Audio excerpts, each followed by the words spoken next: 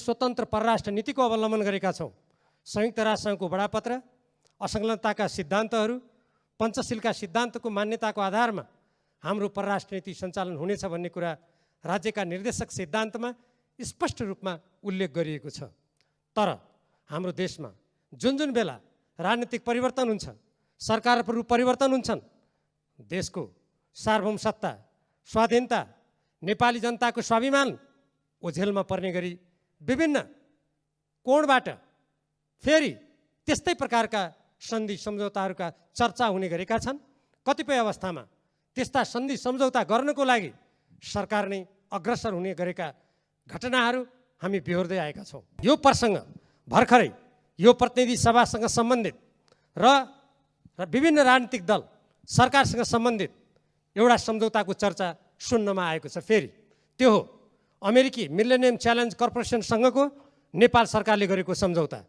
म यहाँबाट सम्मान्य सभामुख महोदय, यो सम्मानित सदन र सम्पूर्ण देशभक्त नेपालीहरूलाई भन्न चाहन्छु, त्यो सम्झौता जुन प्रतिनिधि सभामा प्रस्तुत भएको छ त्यो सँगसँगै अरू थुप्रै गोप्य सम्झौताहरू भएका छन्।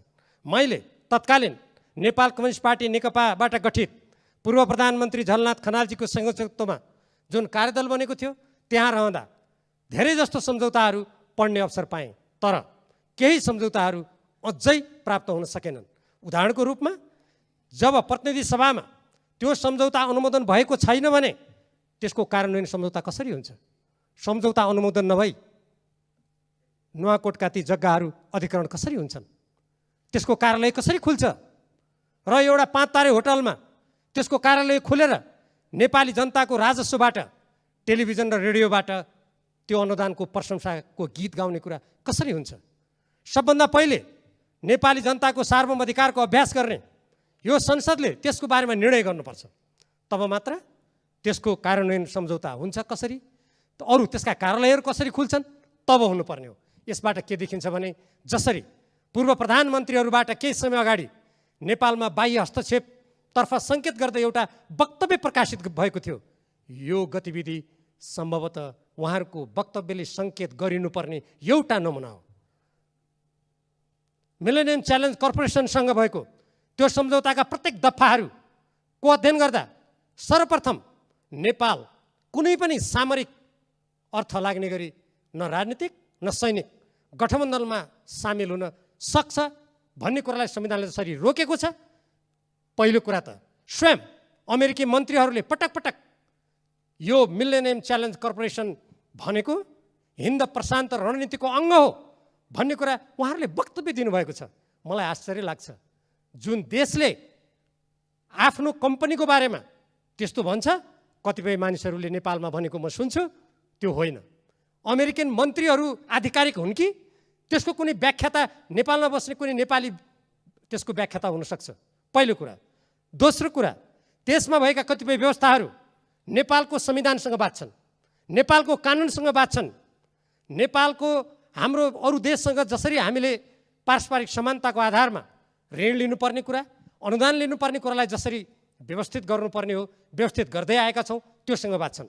मैले यो कुरा भनिरहँदा कुनै देश विशेषसँग नेपालको कूटनीतिक सम्बन्ध सुमधुर हुनु हुँदैन, कुनै अमुक देशसँग अनुदान लिँदैन पनि मेरो भनाइ होइन। हामी चाहे अमेरिकासँग लिउँ, चाहे हाम्रा छिमेकी भारत चीनसँग लिउँ वा हामी अरू कुनै देशसँग लिउँ, त्यो हामी नेपाली जनताको सार्वभौम अधिकारमाथि आँच पुर्याउने किसिमको हुनु हुँदैन। कुनै प्रकारको सामरिक गठबन्धनमा त्यसले हामीलाई घिसार्ने किसिमको हुनु हुँदैन। 1962 मा हाम्रा दुई छिमेकीहरूको बिचमा लडाइँ भयो, त्यो बेलामा नेपालमा अहिलेको जस्तो बहुदलमा आधारित लोकतान्त्रिक प्रणाली थिएन, तैपनि हाम्रो देश कुनै पनि पक्षमा संलग्न भएन। नेपालले आफ्नो तटस्थतालाई कायम गर्यो।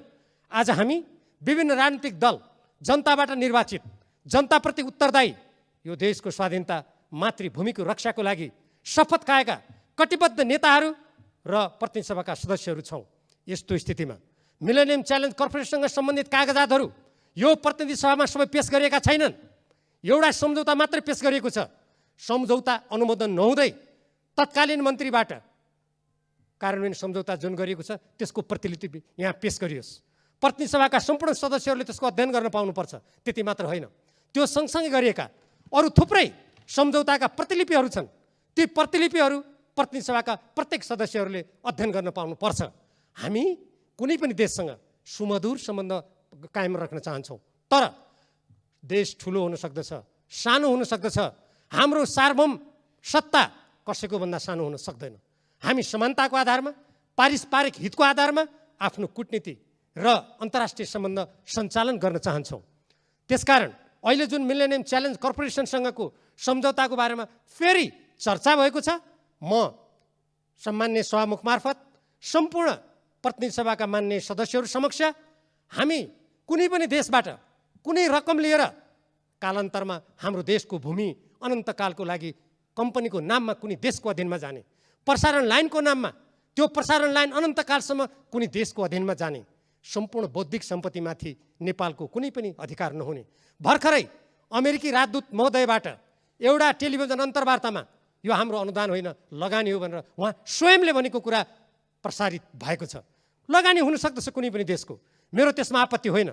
हाम्रो अन्तर्राष्ट्रिय लगानी सम्बन्धी कानुन छ, व्यवस्था छ, प्रणाली छ, त्यो प्रणाली अन्तर्गत त्यो कुरा हुन सक्दछ। तर हाम्रो संविधानमाथि कुनै अरू देशको कानुन माथि हुन सक्दैन। आजसम्म भएका विभिन्न द्विपक्षीय सम्बन्धमा अनुदान या ऋणका कुराहरू के यो प्रतिनिधि सभामा अनुमोदित भएका छन्? के त्यसलाई यहाँ पेश गरिएको छ? कतिपय मान्छे भन्छन् होइन, यस सम्बन्धी कुराहरू कतिपय अन्तर्राष्ट्रिय कानुनबाट निर्दिष्ट हुनुपर्ने हुनाले त्यो भएको। म कानुनको विद्यार्थी पनि हो, सभामुख महोदय, यहाँ भएका सबै मान्य सदस्यहरू स्वयं कानुन निर्माता हुनुहुन्छ। हामीलाई थाहा छ कतिपय त्यस्ता अनुदान र अन्तर्राष्ट्रिय सम्झौताहरूमा कुनै विवाद भयो भने त्यसलाई अन्तर्राष्ट्रिय कानुनबाट मतभेदहरू सुल्झाउने प्रणाली छ, त्यो हामीले बुझेका छौँ। तर त्यसको अर्थ नेपालमा एउटा कार्यालय खोलेर नेपाल सरकारको सचिवलाई त्यसको निर्देशक समितिको प्रमुख बनाएर निजले कुनै विदेशीको कम्पनीबाट दैनिक निर्देशन लिनुपर्ने कुरा कुनै स्वाभिमानी स्वतन्त्र स्वाधीन देशलाई सुहाउने कुरा होइन। त्यस्तै गरेर हामीले जे जति कुराहरू अहिलेसम्म यस्ता कुराहरू अगाडि बढाएका छौँ, यी कुराहरू हामीले आफ्नो देशको हितलाई सर्वोपरि राख्नुपर्दछ। कतिपय मानिसहरूले भन्नुभयो जस्तो यो अनुदानबाट देशको कायापलट हुन्छ, म यहीँबाट निवेदन गर्न चाहन्छु। आज अरबौँ रुपियाँ हाम्रो देशमा सदुपयोग भइरहेको छैन। कैयौँ कम्पनीहरूले तिर्नुपर्ने अरबौँ रुपियाँ राजस्व तिरेका छैनन्। हामी आफ्नो देशको स्रोत नहेर्ने अनि यो मातृभूमिको स्वाधीनता, स्वतन्त्रता, अखण्डता, हाम्रो आफ्नो भूमिको रक्षाको कुरालाई गौठ ठानेर कसैको पैसालाई देखाएर विकासको नारालाई जनतालाई भ्रममा पारेर उरालेर दीर्घकालीन रूपमा नेपालको अस्मिता स्वाधीनतालाई खतरामा पार्ने काम कुनै गरिन्छ भने त्यो सदाका लागि इतिहासमा कलङ्कित हुन्छ। त्यसकारण सम्मान्य सभामुख महोदय, सर्वप्रथम त मिलेनियम च्यालेन्ज कर्पोरेसनसँग भएका मूल सम्झौतासँगै भएका अरू सबै सम्झौताहरू यहाँ प्रस्तुत गरियोस्। नेपाली जनताले त्यो थाहा पाउने अधिकार छ, त्यो प्रतिनिधि सभाका प्रत्येक सदस्यले थाहा पाउने अधिकार छ। र त्यसको साथसाथै त्यहाँ भएका नेपालको राष्ट्रिय हित, स्वाधीनता, स्वतन्त्रता, स्वाभिमान र नेपालको स्वतन्त्र परराष्ट्र नीति विपरीतका प्रावधानहरू संशोधन नभई, परिवर्तन नभई यदि त्यो सम्झौता गरियो भने त्यो राष्ट्रघात हुनेछ।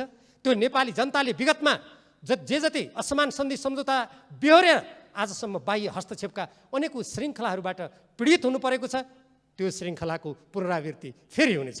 त्यसकारण आज हामी सचेत जनताबाट निर्वाचित देश र जनताप्रति उत्तरदायी राजनीतिक दलहरू, त्यो राजनीतिक दलबाट निर्वाचित सरकार, स्वयं हामी जनप्रतिनिधिहरूले यसमा गम्भीर भएर सोच्नुपर्छ र तदनुरूप सरकारले पनि गम्भीर भएर जिम्मेवारीपूर्वक सोचेर त्यहाँ रहेका ती प्रावधानहरूलाई हटाएर संशोधन गरेर यदि अनुदान हो भने त्यो निस्वार्थ अनुदान हुनुपर्छ। त्यो कुनै सामरिक कुरासँग जोडेर आउनु हुँदैन। त्यो कुनै हाम्रो देशको कानुन मिच्ने, हाम्रो स्वाधीनतालाई कमजोर बनाउने, हामीले कसैबाट निर्देशित हुनुपर्ने, हाम्रो भूमि कब्जा हुने एउटा कम्पनीको अधीनमा भन्ने बेला 5 वर्ष भनिएको छ। मैले त्यसका अरू प्रावधानहरू हेरेँ, त्यो अनन्तकालसम्म जहाँ जहाँ त्यो प्रसारण लाइन जान्छ त्यो भूमि एउटा कम्पनीको कब्जामा जान्छ, त्यो प्रसारण लाइनमा नेपाल सरकारले त छुनुसम्म पाउँदैन। म ती प्रावधानहरू यो सम्मानित सदनमा मलाई अनुमति दिइयो भने म पढेर सुनाउन सक्छु। त्यसकारण सम्मान्य सभामुख महोदय, म गम्भीरतापूर्वक अनुरोध गर्न चाहन्छु, हामी सबभन्दा पहिले सरकारको कर्तव्य, हामी जनप्रतिनिधिको कर्तव्य यो देशलाई, यो देशको स्वाभिमानलाई रक्षा गर्ने हो। आज चीन, भारत, अमेरिका देशका कुनै पनि संसारका मुलुकहरू सबभन्दा पहिले आफ्नो राष्ट्रिय हित हेर्छन्। राष्ट्रिय हितको अधीनमा, राष्ट्रिय स्वार्थको अधीनमा राजनीतिक दलका स्वार्थहरू हुन्छन्, व्यक्ति नेताहरूका स्वार्थ हुन्छन् र प्रत्येक राजनीतिक कर्मीका स्वार्थ हुन्छन्। हाम्रो देशमा विगतमा त्यो कुरालाई व्यावहारिक रूपमा प्रभावकारी रूपमा कार्यान्वयन नगर्दा हामी धेरै प्रताडित भइसक्यौँ। अब आजको हाम्रो पुस्ता र भोलि आउने पुस्ता यसरी प्रताडित हुन नपरोस् यसतर्फ हामी सबैले गम्भीर रूपमा सोचौँ, बुझौँ र देशको हितलाई सर्वोपरि राखेर मात्रै पाइला चालौँ भनेर म सम्माननीय सभामुख महोदय मार्फत नेपाल सरकार र सम्बन्धित सबैलाई हार्दिक आग्रह गर्न चाहन्छु। धन्यवाद।